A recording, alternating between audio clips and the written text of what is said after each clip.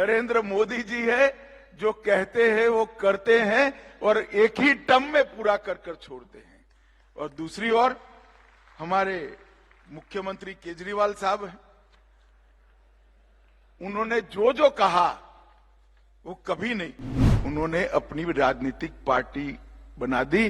अन्ना बेचारे वहीं के वहीं बैठे हैं और वो मुख्यमंत्री बन गए। आज मोदी जी के सामने लड़ने के लिए कांग्रेस की गोदी में बैठकर कांग्रेस के भ्रष्टाचार की वाहवाही। राजनीति में मित्रों दो प्रकार के लोग होते हैं, एक जो कहते हैं वो करते हैं और दूसरे प्रकार के लोग होते हैं कहते हैं उससे बिल्कुल उल्टा करते हैं। अब दिल्ली में ही दोनों प्रकार के लोग हैं। नरेंद्र मोदी जी है जो कहते हैं वो करते हैं और एक ही टर्म में पूरा कर कर छोड़ते हैं। और दूसरी ओर हमारे मुख्यमंत्री केजरीवाल साहब हैं, उन्होंने जो जो कहा वो कभी नहीं किया। मैं जरा आज उनको याद कराना चाहता हूं। मैं उस वक्त दिल्ली में ही रहता था, अन्ना का आंदोलन चल रहा था। मंच पर से बड़े जोर जोर से कहते थे कि हम कभी राजनीति में नहीं जाएंगे, हमारा भरोसा करिए। यही केजरीवाल कहते थे। और 26 नवंबर 2012 को उन्होंने अपनी राजनीतिक पार्टी बना दी। अन्ना बेचारे वहीं के वहीं बैठे हैं और वो मुख्यमंत्री बन गए। बोले उन्होंने कहा था मैं कभी मुख्यमंत्री नहीं बनूंगा, 3 बार मुख्यमंत्री बने। उन्होंने पूरी चुनाव कांग्रेस के भ्रष्टाचार के खिलाफ लड़े। आज मोदी जी के सामने लड़ने के लिए कांग्रेस की गोदी में बैठकर कांग्रेस के भ्रष्टाचार की वाहवाही करें।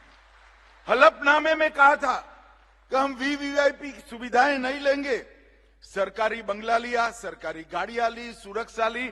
बंगला लिया तो लिया, शीला दीक्षित जी ने बेचारी ने जो बनाया हुआ था वो बंगले को बुलडोजर से तोड़कर एक शीश महल बनाया, करोड़ों रुपए का खर्चा कर।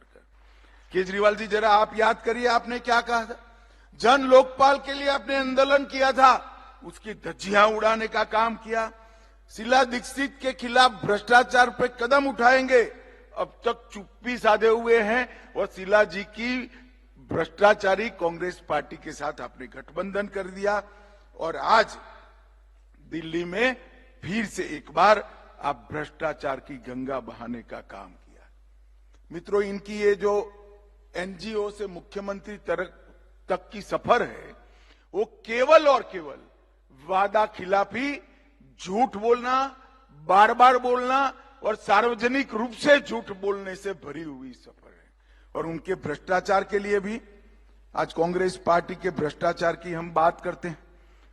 कॉल ब्लॉक हो, कॉमनवेल्थ हो, 2G का घोटाला हो, Sharada chit fund, INX media, Aircel, अंतरिक्ष, land for job, Panchkula Gurgaon में भूमि का आवंटन, Jammu Kashmir cricket association, Embraer deal, Hawk aircraft, AgustaWestland, Bofors, Maruti घोटाला, ये सारे घोटाले की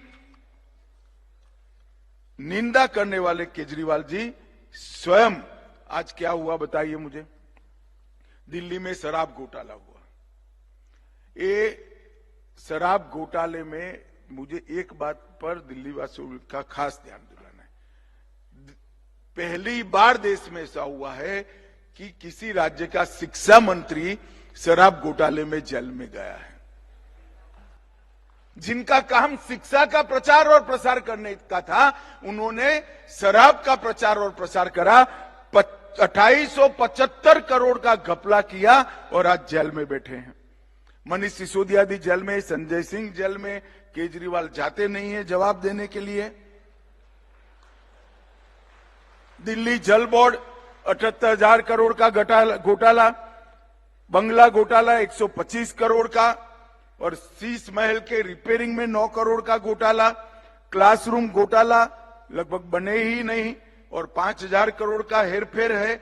मोहल्ला क्लिनिक के नाम पर घोटाला किया, नकली दवाई के वितरण पर घोटाला किया, लेबोरेटरी के टेस्ट में घोटाला किया, सार्वजनिक वाहनों में लगाने वाले पैनिक बटन में घोटाला किया, बस खरीदी की योजना में घोटाला किया और ये कहते हैं कि हम कट्टर ईमानदार व्यक्ति हैं। अब किसी पहले दूसरी कक्षा के शिक्षक को कट्टर ईमानदार की व्याख्या समझाते दिक्कत आ जाए, ऐसा केजरीवाल जी आपने कर दिया है। इतने सारे घोटालों की सीरीज दिल्ली में की है और अब वो राष्ट्रीय चुनाव लड़ने के लिए अंत में कांग्रेस की गोदी में बैठ गए। जिस कांग्रेस को गाली बोलकर आप सत्ता पर आए तो दिल्ली की जनता को कहा था हम भ्रष्टाचार से मुक्त करेंगे। आपने तो स्वयं भ्रष्टाचार किया ही किया, इसके साथ में कांग्रेस के भ्रष्टाचार को एक्नोलेज करने का काम भी केजरीवाल जी आप कर रहे हो। आप ऐसा मत मानिए कि कोई नहीं देखता है, ये जनता है जो सब जानती है। आने वाले चुनाव में आपको मालूम पड़ेगा, आप कितने भी नियम नीति छोड़कर गठबंधन करिए, आएगा तो मोदी ही 400 पार कर तीसरी बार मोदी जी देश के प्रधानमंत्री बनने वाले हैं। मैं पूरे देश का दौरा किया है, 125 से ज्यादा सीटों पर गया हूं।